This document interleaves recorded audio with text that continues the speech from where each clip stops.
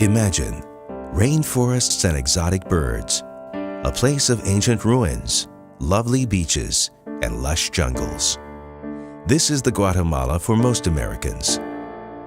But for a child in the highlands of this beautiful country, it's a place where there's never enough food to eat. Houses are made of sticks and mud, and the only water is a muddy river a long walk away.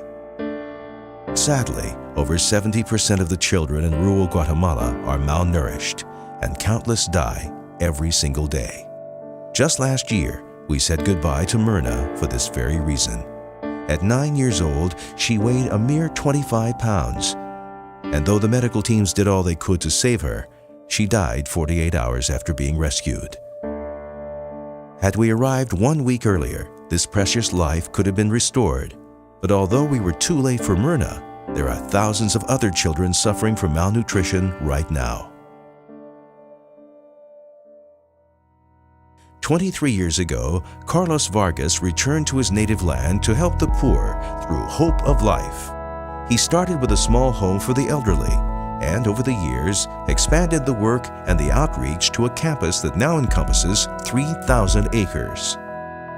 Every week, volunteer and staff mission teams are sent out into the mountains to deliver food to 78 feeding stations, providing meals for 28,000 children, young mothers, the handicapped, the sick, and a number of others devastated by poverty.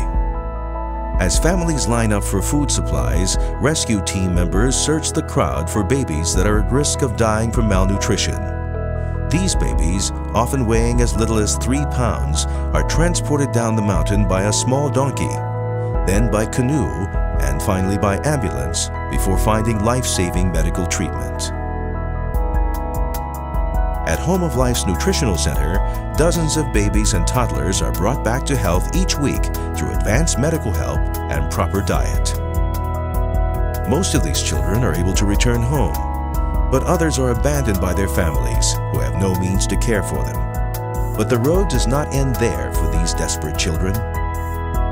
High atop a mountain in the village of Llano Verde, there is a place called Children's Paradise Orphanage, where hundreds of children have found a loving home. There, these forgotten children receive an education from one of the highest-rated schools in the country, run by Hope of Life, and the life skills to ensure that their past does not have a negative effect on their future. Here at Hope of Life, we are confident that the unconditional love of Jesus Christ will make a powerful difference in the lives of these kids, and that the power of Christ through them will bring a positive change to Guatemala. The ministry is far more than this. After the hurricanes and floods of 2007, thousands of people were left homeless. They settled on barren land and built houses out of sticks, plastic, and mud. But through Hope of Life's housing project, they have been able to provide new houses for thousands of families, and they are committed to building more this year. No ministry has worked harder to become self-sustaining. But we can't do this alone. A hospital is being constructed to provide medical attention to those in need. Imagine the number of children we could save with a fully furnished hospital. Imagine for a moment if Myrna had the medical assistance she so desperately needed. Her fate represents the stories of countless others. Every day they become weaker and that much closer to the horrors of starvation. Though the crisis in Guatemala is far from over, we are one step closer to providing new life to these precious children. No child should have to starve to death. That's why it's so critical to heed the commands of the Scriptures. Whoever is kind to the needy honors God.